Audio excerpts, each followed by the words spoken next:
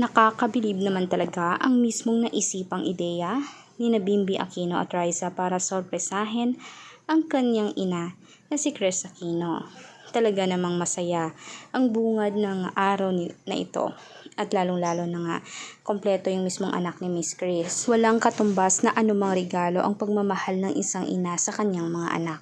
At talaga namang sikat at layag ngayon ang Team Maybe, kung saan naman nabibigyan ng maraming endorsements na Bimby at Raisa May. At mas lalo talaga kay Bimby, tila parang isang bagsakan ng ulan, kumbaga, yung mga blessings na dumating sa buhay niya. Hindi niya umano aakalain na sa edad ng 19 years old ay talaga namang kikita siya ng milyon. Instant kasi nga naman, ang mismong endorsement yung malaking magbayad. Siya kasi talaga ang hinahabol. Kaya congratulations Bimby, at napasaya mo ang iyong magulang at kina Raisa May na talaga namang nakapagbigay ng galak at mismong treatment din ni Kris Aquino. Kaya masaya din ba kayo? Huwag niyong kalimutan i-like, subscribe, and click the notification bell for more videos at updates.